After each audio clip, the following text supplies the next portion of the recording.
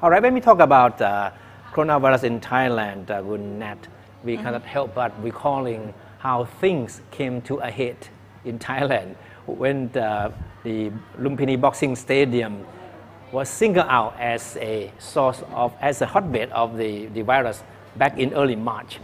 Sure, and Lumpini Boxing Stadium was then singled out as the hotbed of the virus outbreak in Thailand. And at one point, it gave rise to a cluster of hundreds of infections spreading in Bangkok and several other provinces for weeks and weeks.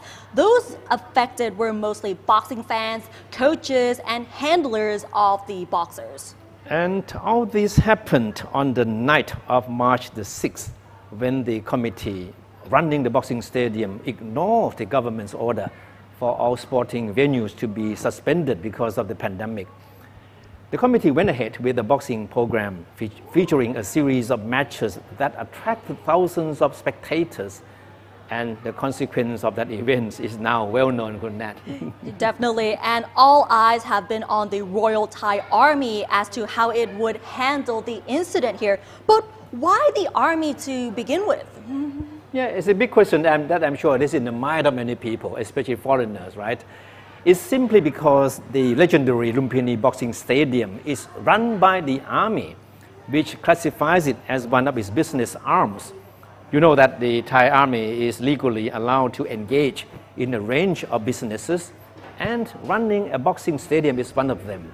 And without a doubt, the most profitable of them all too.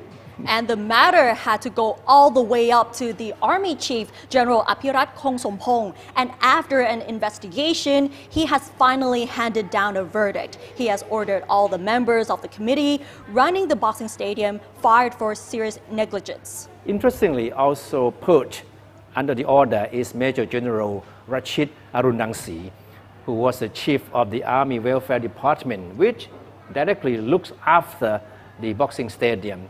And he was also chief of the boxing stadium at the time of the incident. The general was found to be infected with the coronavirus himself later.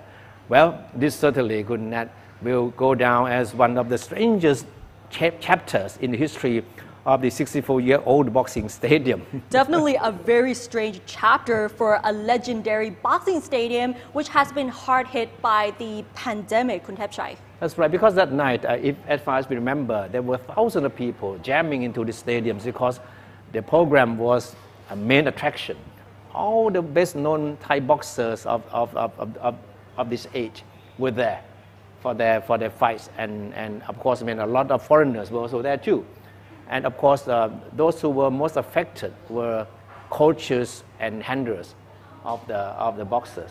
And of course, many other people who were there were also affected. And if we all remember, Matthew Dean, who is a celebrity, also got infected by COVID-19 because of the boxing stadium as well. And certainly the incident raised question about the role of the army. And big question is why it has something to do with boxing. But of course, as we mentioned earlier, that the Thai army is allowed to engage in many businesses. And boxing has been one of its major businesses. And of course, people who can sit in the board that runs the stadium must be people who have good connections. So the decision to fire these board members must have been very tough for the general to make.